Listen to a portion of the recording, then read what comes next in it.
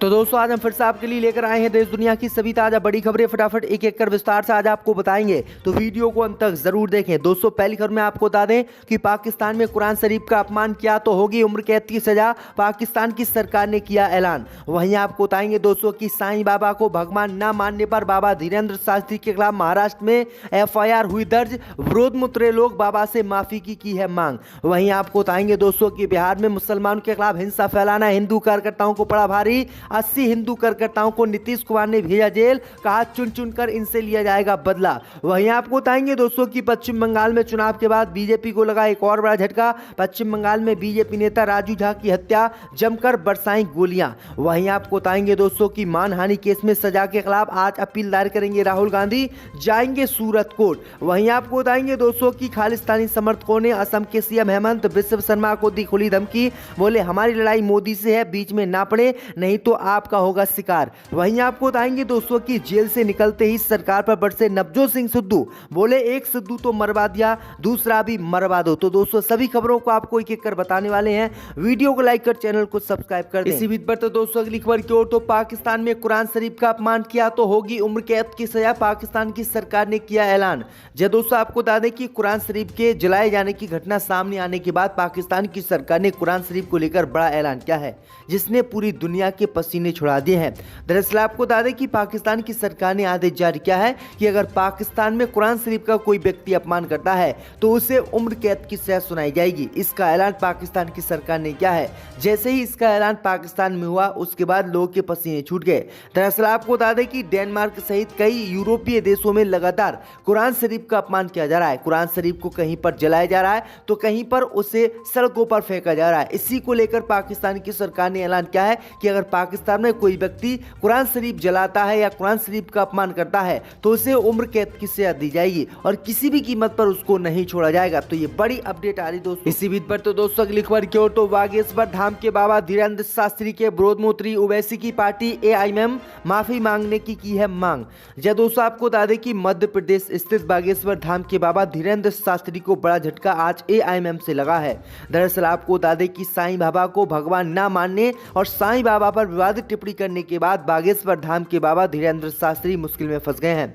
दरअसल आपको बता दें कि साईं भक्तों ने बागेश्वर धाम के बाबा धीरेन्द्र शास्त्री के खिलाफ मोर्चा खोल दिया है और सामूहिक रूप से बाबा से माफी की मांग की है। वहीं आपको बता दें कि बाबा ने बीते ही दिनों साईं बाबा को भगवान मानने से इनकार कर दिया था और उन पर विवादित टिप्पणी की थी, जिसके बाद अब करोड़ों भक्त साईं बाबा के बागेश्वर धाम के विरोध में उतर आए हैं। इस बीच इस मामले पर औरंगाबाद से AIM के सांसद इम्तियाज जलील ने भी बाबा का विरोध किया है। उन्होंने कहा है कि साईं बाबा के करोड़ों भक्त हैं, उनको लेकर किसी तरह के शब्दों के इस्तेमाल से बाबा को बचना चाहिए। उन्होंने कहा है कि बाबा धीरेन्द्र शास्त्री के खिलाफ उचित कार्रवाई होनी चाहिए। अगर ऐसे बाबा देश में विवादित बयान देंगे तो दंगे फैलेंगे, इसलिए इस बाबा को जेल होनी चाहिए। तो ये बड़ी अपडेट आई दोस्तों कि बागेश्वर धाम के बाबा धीरेन्द्र शास्त्री बुरी तरह से फंस गए हैं। इसी बीच पर तो दोस्तों अगली खबर की ओर, तो रामनवमी जुलूस के दौरान हिंसा फैलाने वालों को बिहार पुलिस ने किया गिरफ्तार, अब तक 80 लोग हिरासत में।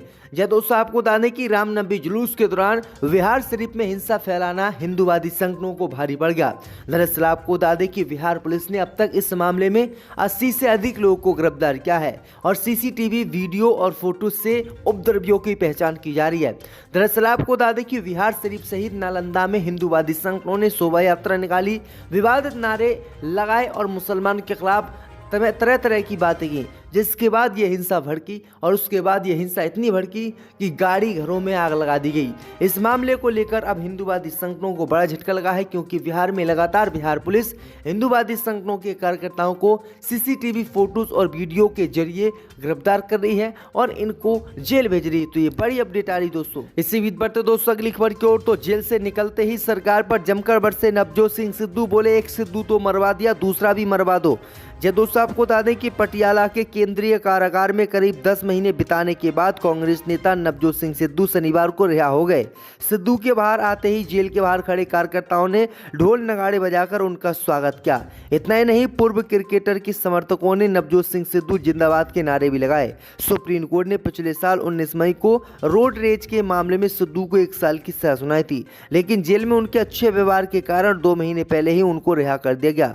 जेल से बाहर आने के बाद नवजोत सिंह सिद्धू ने मोदी सरकार पर जमकर जमकर निशाना साधा। उन्होंने कहा कि लोकतंत्र के नाम की कोई चीज नहीं बची है, लोकतंत्र बेड़ियों में जकड़ा है, संस्थान गुलाम हो गए हैं, पंजाब में राष्ट्रपति शासन लगाने की साजिश हो रही है। जब भी तानाशाही आई क्रांति हुई और आज मैं कहता हूं कि क्रांति का नाम राहुल गांधी है। उन्होंने कहा है कि देश में मुसलमानों को निशाना बनाया जा रहा है। सिद्धू ने सरकार को चुनौती देते हुए कहा कि अगर पंजाब को कमजोर करने की कोशिश की तो खुद ही कमजोर आप हो जाओगे। तो ये बड़ी अपडेट आई दोस्तों कि नवजोत सिंह सिद्धू ने एक बार फिर से मोदी सरकार पर और पंजाब सरकार पर हमला बोला। इसी दौरान उन्होंने कहा है कि सिद्धू मूसावाला की हत्या करवा दी और नवजोत सिंह सिद्धू जो बचा है उस सिद्धू को भी सरकार मरवाना चाहती है। इसी बीच पर तो दोस्तों अगली खबर की ओर तो गुरुग्राम में बिना परमिशन के निकाला गया जुलूस, बुलडोजर पर बैठकर लहराई गई तलवारें, एफआईआर दर्ज। दोस्तों आपको बता दें कि हरियाणा के गुरुग्राम में रविवार को बिना अनुमति हिंदू संगठनों की ओर से धार्मिक जुलूस निकाला गया। इसमें धार्मिक नारों के साथ ही तलवारें लहराई गईं। इस दौरान बुलडोजर पर चढ़कर हिंदू संगठनों के नेताओं और कार्यकर्ताओं ने कानून की धज्जियां उड़ाई। इतना ही नहीं, सेक्टर 5 में तिकोना पार्क में बैठे युवक युवतियों को मारकर भगाया भी गया। इस मामले में पुलिस ने केस दर्ज कर लिया है।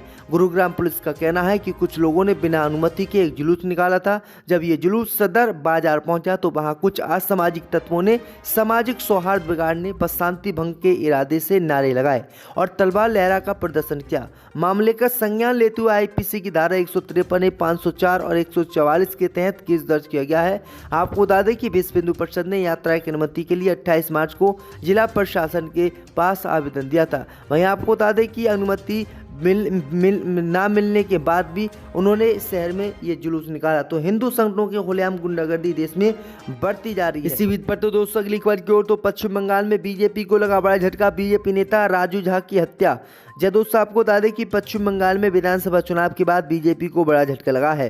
दरअसल आपको बता दें कि पश्चिम बंगाल के पूर्व बर्धमान जिले में भारतीय जनता पार्टी नेता राजू झा की हत्या हो गई है। वह कोलकाता जा रहे थे, तभी बदमाशों ने शक्तिगढ़ इलाके के अमरा में एक मिठाई की दुकान के बाहर पहुंचे, तभी उन पर हमला कर दिया।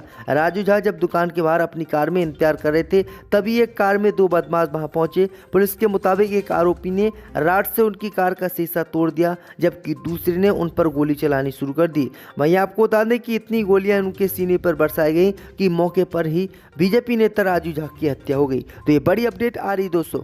इसी बीच पर तो दोस्तों अगली खबर की ओर तो मानहानि केस में सजा के खिलाफ अपील करेंगे राहुल गांधी, आज जाएंगे सूरत कोर्ट। दोस्तों आपको बता दें कि कांग्रेस नेता राहुल गांधी को मानहानि के मामले में 2 साल की सजा सुनाई गई। अब राहुल गांधी इस सजा के खिलाफ अपील दायर करने के लिए कोर्ट जाने वाले हैं। सूत्रों के हवाले से खबर है कि ये अपील सूरत के सेशन कोर्ट में दायर की जाएगी। इसके लिए राहुल गांधी आज सूरत जा सकते हैं। राहुल गांधी को 23 मार्च को सजा सुनाई गई थी। इसके बाद उनकी लोकसभा सदस्यता भी समाप्त कर दी गई थी। सांसदी छीनने के बाद राहुल गांधी को सरकारी बंगला खाली करने का नोटिस भी जारी किया गया था। साल 2019 में कर्नाटक में एक चुनावी रैली के दौरान मोदी सरनेम वाले चोरों से जुड़े बयान पर सूरत के मुख्य न्यायिक मजिस्ट्रेट एच वर्मा ने राहुल गांधी को दोषी ठहराया था। सजा सुनाने के तुरंत बाद 15,000 रुपए के निजी मुचलके को राहुल गांधी को जमानत दे दी गई थी। तो ये बड़ी अपडेट आई दोस्तों कि अब राहुल गांधी इस मामले को लेकर कोर्ट जाएंगे और अपील दायर करेंगे। इसी बीच पर तो दोस्तों अगली खबर की ओर तो खालिस्तानियों ने असम के सीएम हेमंत बिस्व शर्मा को दी खुली धमकी। बोले हमारी लड़ाई मोदी से है, शिकार होने से बचना है तो बीच में ना पड़े। दोस्तों आपको बता दें कि खालिस्तानी समर्थक और भगौड़े अमृतपाल सिंह के साथियों ने असम के सीएम हेमंत बिस्व शर्मा को धमकी दी है। अमृतपाल के खिलाफ एक्शन से नाराज खालिस्तानी समर्थकों ने कहा है कि हमारी लड़ाई भारत सरकार और प्रधानमंत्री मोदी से है, इसलिए हेमंत बिस्व शर्मा इस मामले में ना पड़े, तभी हिंसा का शिकार होने से बचे रहेंगे, क्योंकि हमारी लड़ाई आपसे नहीं है। असम के सीएम को यह धमकी भरा संदेश गुरुपंत सिंह पन्नू की तरफ से भेजा गया है। दरअसल आपको बता दें कि अमृतपाल के कुछ साथियों को गिरफ्तार करके असम की जेल में रखा गया है। इससे खालिस्तानी समर्थक नाराज नजर आ रहे हैं। इसके लिए उन्होंने असम के सीएम हेमंत बिस्व शर्मा को खुली धमकी देना शुरू कर दिया है।